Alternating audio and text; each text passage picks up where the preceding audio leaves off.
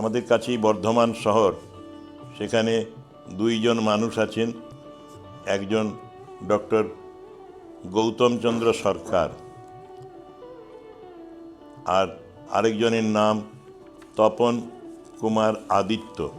এরা দুইজনই ফিশারি ডিপার্টমেন্টের অফিসার ছিলেন। প্রথমজন ছিলেন জয়েন্ট ডাইরেক্টর ফিশারি, আর দ্বিতীয়জন ছিলেন তপন কুমার আদিত্য, ছিলেন অ্যাসিস্ট্যান্ট ডাইরেক্টর ফিশারিজ। তপনবাবুর থেকে ছোট 10 বছরের গৌতম সরকার। কিন্তু তপন আদিত্য দুইজন, এদের মধ্যে এমন বন্ধুত্ব বোঝা যায় না, এদের মধ্যে বয়সের গ্যাপ 11 বছর। ছোট ভাইয়ের মতো, আপন ভাইয়ের মতো দুজনে চলাফেরা করেন। দুইজনেরই দুই জায়গায় অ্যাক্সিডেন্ট হলো, দুইজনেরই জীবন বিপন্ন হয়েছিল, কিন্তু দুইজনই সুস্থ হয়ে উঠলেন কয়েক মাস পরে। আগেও কাজ করতেন, এখনও কাজ করছেন। বিভিন্ন গ্রামে গিয়ে পরিচিত ডাক্তারদের নিয়ে গ্রামের মানুষের চিকিৎসার ব্যবস্থা করা, ঔষধ দেওয়া, গরিব মানুষকে বস্ত্র বিতরণ করা, রিলিফ মেটেরিয়ালস দেওয়া, খাওয়ার ব্যবস্থা করা, এই রকমের কাজে এরা মুক্ত হস্ত। এবং এই অবসর গ্রহণের পর, সরকারি কাজ থেকে অবসর নেওয়ার পরে, এরা দুই বন্ধুই নিয়মিত নানা সেবা কাজ করে চলেছেন। কদিন আগে কথা বলছিলাম, বর্ধমান কেন্দ্রীয় সংশোধনাগারে একটি ছেলে আছে অর্ণব নামের, সে গবেষণা করে। তার লাইফ কনভিকশন হয়েছে, কিন্তু হাইকোর্ট থেকে গবেষণা করার অনুমতি পেয়েছে। ওর গবেষণার স্কলারশিপটা বন্ধ হয়ে গেছে, যেহেতু কনভিক্ট এবং সংশোধনাগারে বা জেলখানায় আছে। এর কিছু অর্থ দরকার, বই কেনা দরকার। তপনবাবু চোখে জল চলে এলো কাহিনী শুনে, এবং তপনবাবু মাসে মাসে এখন ওকে 5,000 টাকা দেওয়া হবে জেনে 1 মাসের অর্থ আমাদের একজন অ্যাডিশনাল এসপি জেলে যান, আমাদের ভক্ত দীক্ষিত, তার হাতে পাঠিয়ে দিয়েছেন। এরকমভাবে তপনবাবুর মন খুব বড়।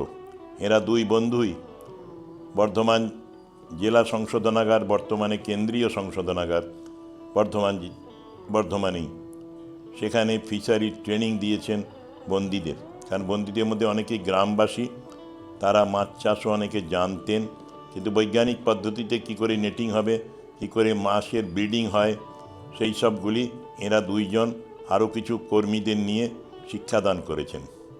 এবং জাল দিয়েছেন মাছ ধরার জন্যে, যাতে করে ওদের তো পুষ্টির অভাব হয়। জেলখানার বন্দীদের খাওয়ার জন্যে যথেষ্ট অর্থ নেই সরকারের ফান্ডে, গভর্নমেন্ট ফান্ডে। আরেকটু অতিরিক্ত যদি মাছ ধরে পুষ্টি লাভ করতে পারে, সেই জন্যে মাছের চাষ এবং মাছ ধরার ব্যবস্থা করে দিয়েছেন গৌতম সরকার এবং তপন আদিত্য। এগুলো কয়েকটা কথা বললাম, কিন্তু এরা বর্ধমান শহরে মানুষ সবাই জানে, বিভিন্ন মেলা করেন, বিভিন্ন উৎসব করেন, আর দূরে দূরে গ্রামে গিয়ে মানুষকে সচেতন করেন সেবা কাজে। মানুষ মানুষের তরে, এই জিনিসটা ওরা দুই বন্ধুই পালন করে আসছেন। এক ভদ্র মহিলার নাম লিপিকা মজুমদার। ছোটবেলা থেকেই ওর ইচ্ছে ছিল মানুষের জন্য কিছু করবেন। এখন সরকারি কর্ম থেকে রিটায়ার করেছেন, ICDS-এ কাজ করতেন। উনি ভাবতেন ছোটবেলায়, যদি ভগবান আমাকে সুদিন বা সামর্থ্য দেন, তাহলে আমি মানুষের সেবা করব। স্কুল কলেজ থেকেই টিফিনের পয়সা জমিয়ে বেশ কিছু অনাথ আশ্রমে গিয়ে খাবার দিয়ে আসতেন, জামা কিনে দিতেন সেই অনাথ আশ্রমের বালক বালিকাদের জন্য। সবসময় যেন ওই শিশুরা তাকে আকর্ষণ করত। দুস্থ মানুষ দেখলে নিজে না খেয়ে তাদের খাইয়ে দিতেন। যদিও সেই সময় ওর কাছে বিশেষ পয়সা কড়ি থাকতো না, ছাত্রী ছিলেন, ওই তাঁর পকেট মানি থেকেই তিনি যতটা পারতেন ওদের জন্যে কাজ করতেন, জমিয়ে রাখতেন। পরবর্তীতে বড় হয়ে যখন সরকারি চাকরি পেলেন, তখন থেকেই হাতে কিছু টাকা এলো। ছোটোবেলার ইচ্ছেগুলো পূরণ করার সুযোগ খুঁজছিলেন, সেই সুযোগ পেয়ে গেলেন। এরপরে বিবাহ হলো একজনের সাথে, তিনিও ওই রকমই হৃদয়বান মানুষ। তার সাহচর্যে আরও বেশি করে নিজেদের ক্ষমতা অনুযায়ী কাজ শুরু করেছিলেন। তার মধ্যে তার বিশেষ কাজ হলো 2009 সালে বিধ্বংসী আয়লা ঝড়ের পর অনেকেই যেমন বিভিন্ন কাজে ঝাঁপিয়ে পড়েছিল, তিনিও হাওড়া ময়দানে তাঁর অফিসের কর্মচারীদের নিয়ে সুন্দরবন এলাকায় কিছু কাজকর্ম করার পরিকল্পনা করেছিলেন। কিন্তু দুঃখের বিষয়, ওই এলাকায় প্রশাসনের অনুমতি না মেলায় তিনি সোজা কাজ করতে পারেননি। তিনি অনেকগুলি অর্থ এবং জামা কাপড় নিয়ে বেলুড় মঠ রামকৃষ্ণ মিশনের রিলিফের মহারাজের হাতে জমা দিয়ে এসেছিলেন।